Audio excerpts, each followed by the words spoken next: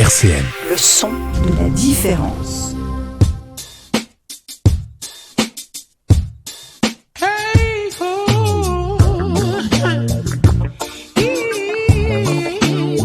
Midi 30, le micro déconfiné avec Lionel sur RCN. Bonjour à tous, chers auditeurs et chères auditrices, et bon appétit si vous êtes à table, il est midi après tout. Alors aujourd'hui, on va parler de France Bénévolat avec notre invitée, Madame Marie-Lise Kader. Comment allez-vous, Madame Kader ? Très bien.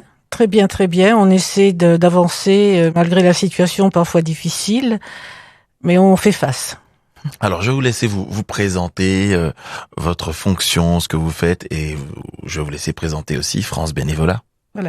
Alors, je suis donc Marie-Lise Kader, je suis présidente de France Bénévolat à Nancy et également responsable régionale pour le Grand Est pour France Bénévolat.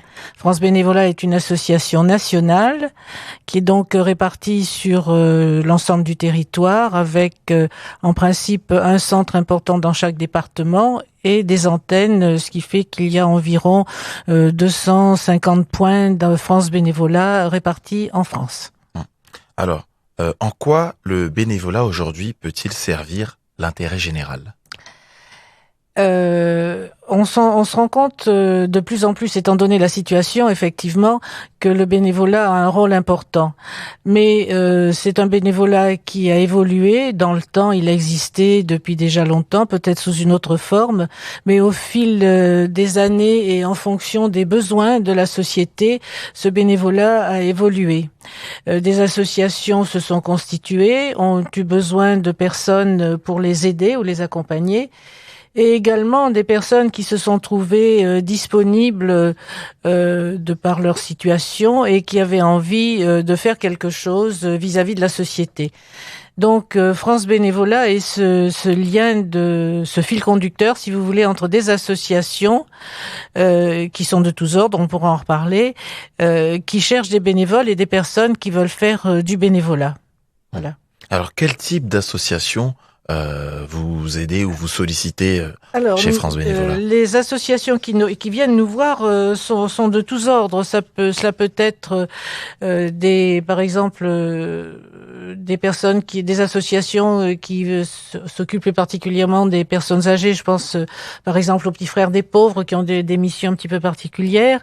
Je pense à des associations telles que Valentin Aoui et d'autres, GIA et autres, qui elles ont un rôle plus particulier étant donné qu'elles s'adressent à des malvoyants, donc un autre public. Des associations qui font du soutien scolaire et qui ont besoin de bénévoles, donc c'est encore un autre public.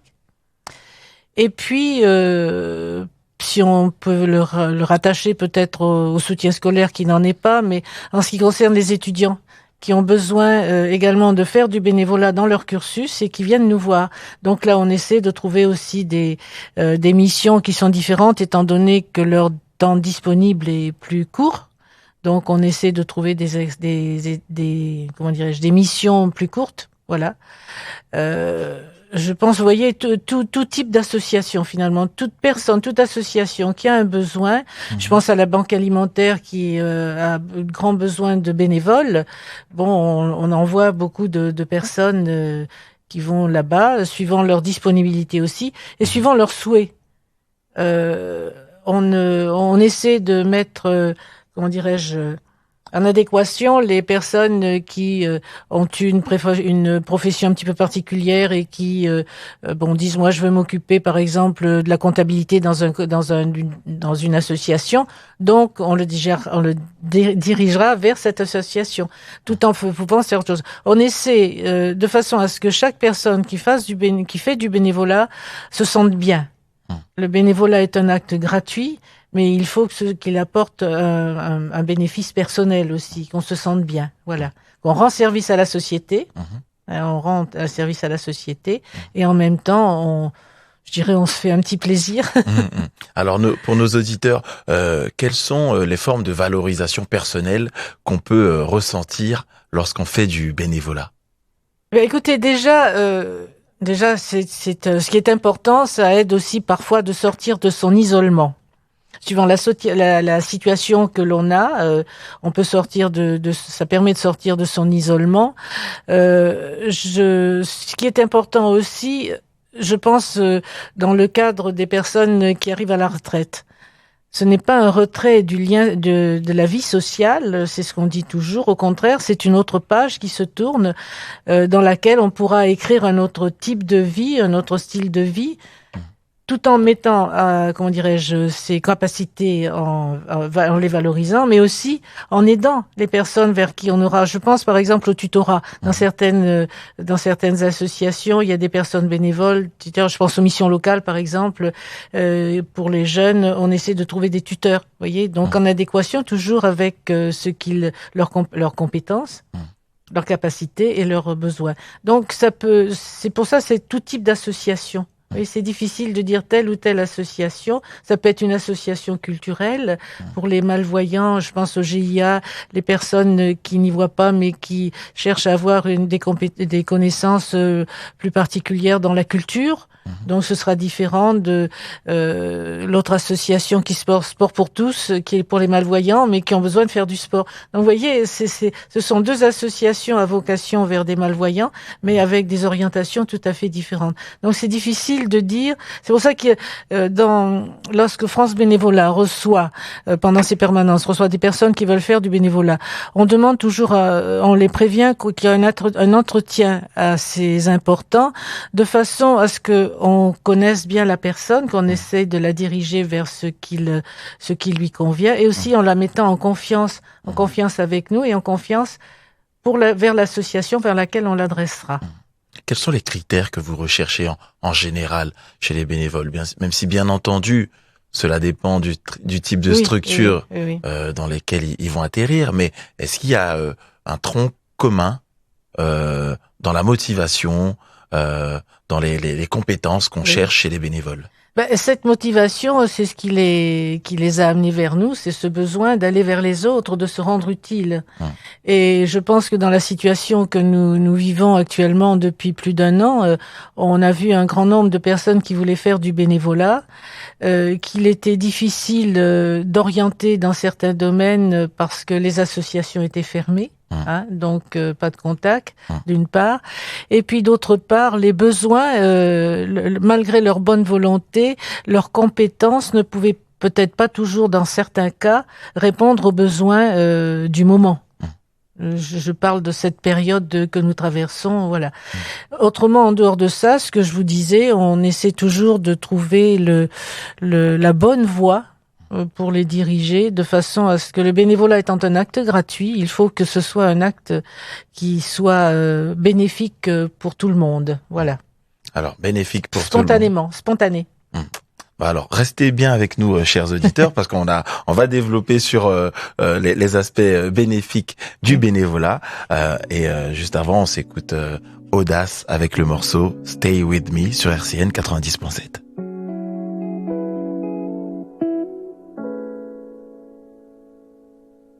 Quand la lune s'empare du reflet de ton visage, quand tu t'empares des larmes qui reflètent ce mirage, mais tu n'es pas là, et tu n'es pas là.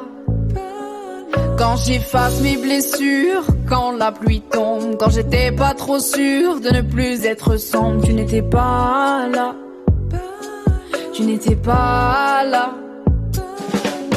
Stay with me baby, I'll call you. Stay with me, baby, I love you. Stay with me, I can't live without you. Stay with me, baby, I'll call you. Stay with me, baby, I love you. Stay with me, I can't live without you. Je bâtirai ma maison au milieu de l'enfer. C'est chaud d'été, nos nuits, t'es comme un bol d'air. Mais tu n'es pas là, et tu n'es pas là.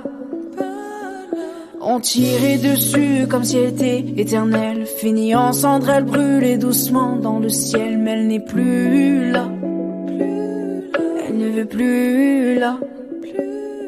Quand je rentre le soir parmi tes souvenirs, je repense à tout ce qu'on s'est dit même dans le pire. Mais tu n'es pas là, et tu n'es pas là. Tu me redonnes le sourire quand je fais ma jalouse. Tu m'engueules quand je soupire, tu dis que je fous le blues. Et tu n'es pas là. Et encore là. Stay with me baby, I'll call you. Stay with me baby, I love you. Stay with me, I can't live without you. Stay with me baby, I'll call you. Stay with me baby, I love you. Stay with me, I can't live without you. Une fraîcheur crépuscule à chaque battement de cils. Ma chevelure au matin qui ondule, pas très docile. Et encore là, mais tu n'es plus là. Jusqu'à 12h30, le micro déconfiné avec Lionel sur RCN. Et on est sur RCN 90.7, on vient d'écouter Audace avec son très beau morceau Stay With Me, un message qui appelle à rester en contact avec l'autre. Est-ce que justement les associations pendant cette crise vous ont sollicité plus que d'habitude ou est-ce que les sollicitations n'ont pas tellement changé? Elles n'ont pas tellement changé.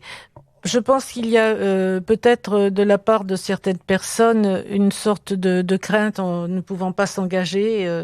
Il y a les problèmes de vaccins, etc. Au début, on ne savait pas trop, ce qui a fait peut-être un certain retrait dans ce domaine-là. Mais par contre, on reçoit des messages sur par téléphone en nous demandant, voilà, est-ce que je pourrais faire quelque chose? Je ne sais pas trop où aller, je ne suis pas très disponible. Alors là aussi, il y a cette question de disponibilité, d'engagement, étant donné que on ne peut pas programmer pour certains des horaires de travail pour des présences très précises. C'est difficile. C'est pour ça que je dis, on essaie d'adapter chaque bénévole à la mission vers laquelle on l'envoie et ce qui l'intéresse. Par contre, ce qu'on constate, c'est qu'on a plus de jeunes qui veulent faire du bénévolat. Qu'est-ce que vous entendez par plus de jeunes? Quelle tranche d'âge? Déjà les mineurs. C'est ce que je voulais vous préciser. Il y a des mineurs qui disent moi je veux faire quelque chose, mais qu'est-ce que je peux faire? Le problème dans les associations, on ne peut pas prendre de mineurs. Et ces personnes-là viennent de quelle zone géographique en général? De partout. Ça peut être des élèves, ça peut être des scolaires, ça peut être c'est pas tellement en milieu rural, non, ville. pas tellement en milieu rural. Il y a un manque aujourd'hui en milieu rural, Marie-Lise Kader? C'est un manque qui ne se manifeste pas toujours parce que si l'on considère le milieu rural, il y a souvent ce qu'on appelle le bénévolat de bouche à oreille. Je pense dans des petites localités, ils n'ont pas un besoin très très précis ou très particulier en général. Je dis bien de bénévolat. C'est plutôt un bénévolat de proximité en milieu rural. Voilà. Et en ce qui concerne sur le plan comment dirais-je, social, autre, c'est très très variable aussi. Il y a des personnes qui disent j'ai entendu parler du bénévolat, moi je sais pas du tout ce que c'est, qu'est-ce que je peux faire? Donc il y a déjà cette mise en relation, cette mise en condition déjà avant de pouvoir envoyer ces personnes là en leur expliquant. D'abord, on précise toujours que c'est gratuit parce qu'on nous demande combien est-ce que je serai payé. Est-ce que vous êtes payé? Vous, j'ai dit non, nous sommes bénévoles et le bénévolat est un acte gratuit, donc il n'est pas question de le monnayer financièrement par ailleurs.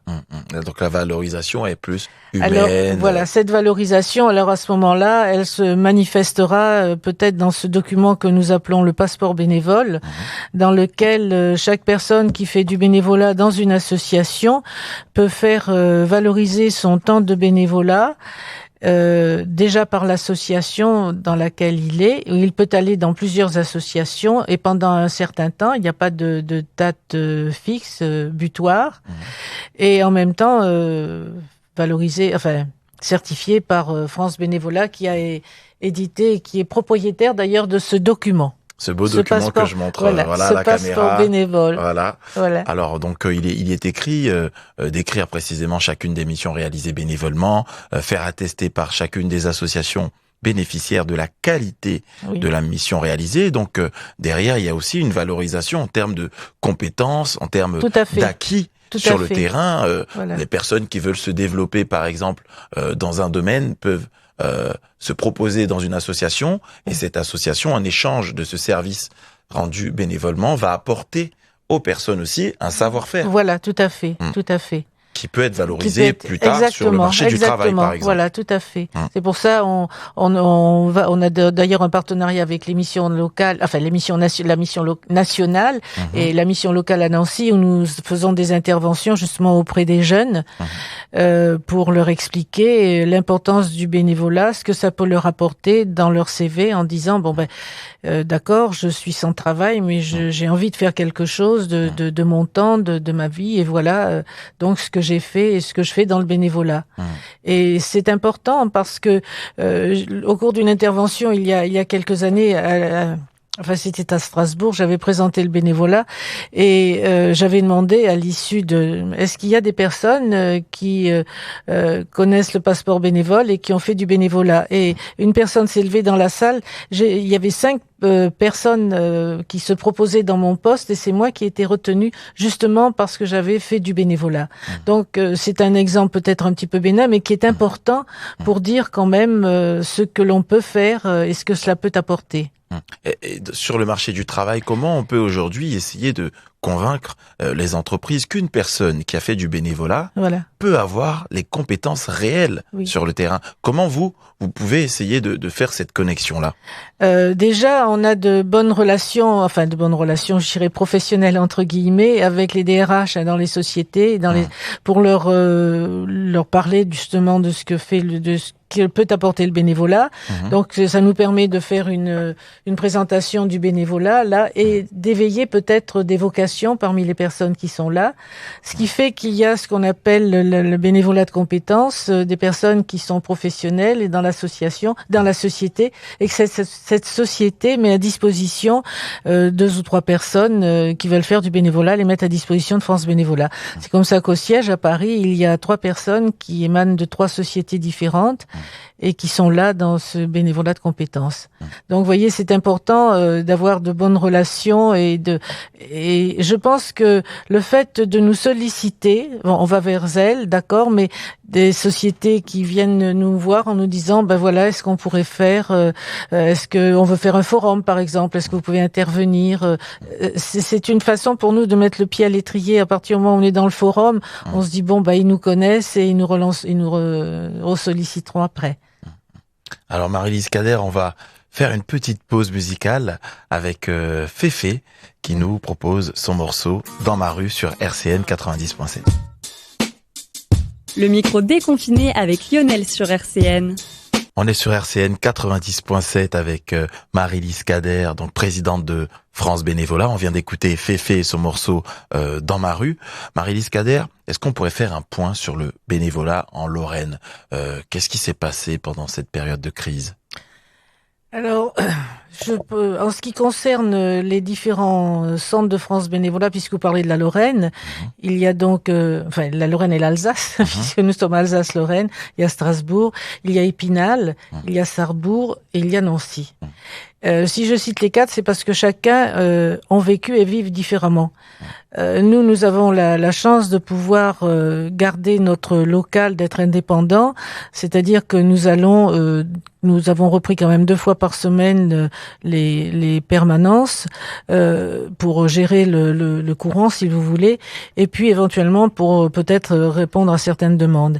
Mais en ce qui concerne, et puis nous avons aussi une écoute téléphonique qui est quand même importante.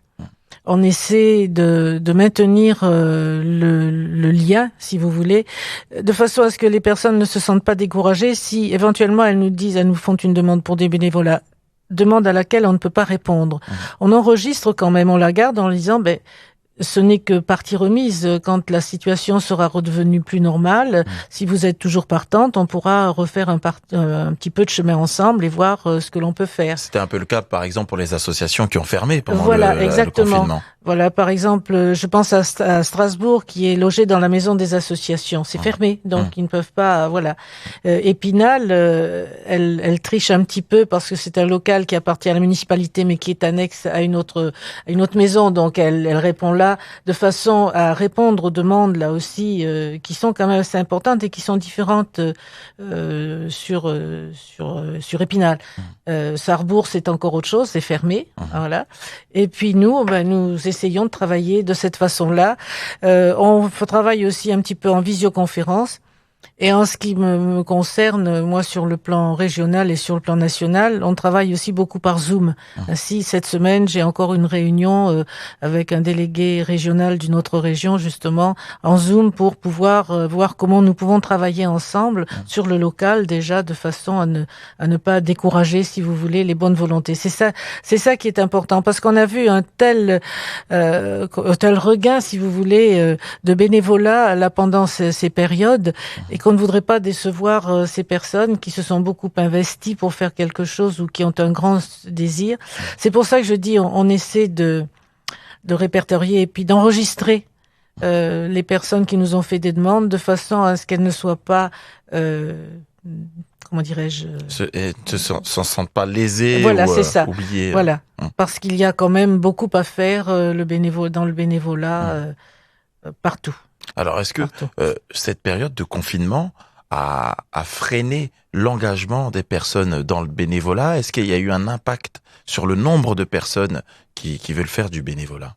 Il y a peut-être pas eu un impact sur le nombre de personnes qui veulent faire du bénévolat, c'est plutôt sur des personnes qui étaient déjà un petit peu engagées dans le bénévolat. Vous voyez, qui disent non, moi d'abord je suis pas vacciné, donc je ne veux pas aller dans une association. Je voudrais faire du bénévolat peut-être d'écoute. Alors là aussi c'est possible. Par téléphone, prendre contact avec, je pense par exemple au Petit Frères des Pauvres, je pense à l'ONPA, enfin des associations où il y a un lieu d'écoute. Donc on essaie, vous voyez, de façon à ne pas décourager les personnes qui vraiment veulent faire du bénévolat. Pour pas décourager les personnes, j'imagine que vous avez besoin de personnes pour s'engager dans le bénévolat. Est-ce qu'il y a un appel aux bénévoles à faire? Tout à fait. En ce qui concerne, je vais parler pour ma paroisse, Nancy. J'ai grand besoin de bénévoles, déjà pour réétoffer notre équipe de permanence. C'est important. Et puis, où il y a différents postes qui sont à pourvoir, qui peuvent intéresser tout le monde, aussi bien dans l'accueil que dans la gestion de l'Internet, etc. Là, on en a besoin. Et puis aussi, pour des associations qui nous demandent des bénévoles pour des missions un petit peu particulières, pour lesquelles on ne peut pas toujours répondre parce qu'on n'a pas la personne adéquate à faire cette réponse. Vous voyez, et comment je pense aux soins palliatifs. C'est quand même une formation un petit peu particulière. Vous voyez, d'ailleurs des personnes qui disent oui, je veux bien aller, mais alors on dit oui, mais il y a une formation SOS Amitié, il y a des efforts. Alors on ne veut pas décourager et on essaie de trouver un palliatif en attendant, c'est le cas de le dire, de pouvoir les adresser vers des associations, de façon à ne pas les décourager. C'est pour ça que je dis, on a besoin de bénévoles. On a besoin de bénévoles pour répondre aux associations et je pense que lorsque cette situation se sera éclaircie et puis que ce ne sera plus qu'un mauvais souvenir, on aura beaucoup besoin de bénévoles encore parce qu'il y aura toutes ces personnes qui se sont peut-être lassées dans leur engagement pendant ces périodes difficiles et qui veulent avoir un temps de repos, souffler un petit peu. Donc on aura besoin aussi. Et comment vous contactez, Marie-Lise Cader? Comment contacter France Bénévolat aujourd'hui? Déjà par vous. Par RCN. Je vous remercie. Ouais. Voilà, RCN, par les radios, comment dirais-je. Alors, ce qu'on va reprendre aussi, que jusque-là n'était pas toléré, c'est une distribution de flyers dans différents points, dans des lieux publics, dans des lieux d'accueil, je pense dans les universités, bureaux d'accueil des étudiants, vous voyez, voilà. Et puis, lorsqu'on organise des forums associatifs, donc on participe aussi et c'est une autre façon de promouvoir le bénévolat et de faire toujours appel aux bénévoles. Et je rappelle qu'il y a votre site aussi, donc qu'on trouve très facilement sur Google en tapant France Bénévolat. Voilà. Vous êtes le premier à être référencé, donc c'est facile de vous contacter. Tout à fait. Marie-Lise Cader, je vous remercie. Et vous voulez ajouter un mot pour terminer? Oui, alors une proposition, je me permettrai de suggérer, lorsqu'il y a quelques années, lorsque vous étiez dans les anciens locaux, il y avait eu la possibilité, mais ça avait été très éphémère, de faire, au lieu de faire des émissions répétitives qui n'étaient peut-être pas possibles, de faire des flashs sur annonces sur France Bénévolat. Alors des phrases très courtes. Alors est-ce que ce sera possible de les renouveler? Avec plaisir. Bon. Avec plaisir. Alors, vous êtes toujours les bienvenus sur RCN 90.7. Voilà. Alors c'est une autre forme d'appel, vous voyez, donc parce qu'on a besoin de bénévoles et on veut faire avancer le bénévolat associatif. Et il me semble que le message sera passé pour nos auditeurs. En tout cas, merci beaucoup d'avoir accepté notre invitation, Marie-Lise Kader. Je rappelle que vous êtes présidente de France Bénévolat. À Nancy. Et on retrouve France Bénévolat sur le net, sur RCN aussi. Quant à nous, on se voit demain midi dans le micro déconfiné. On se quitte avec Lorem Voula. You work for me, c'est le cas de le dire. Bonne journée à vous. Et merci beaucoup aussi à vous de m'avoir reçu. C'est un plaisir. RCN, www.rcn-radio.org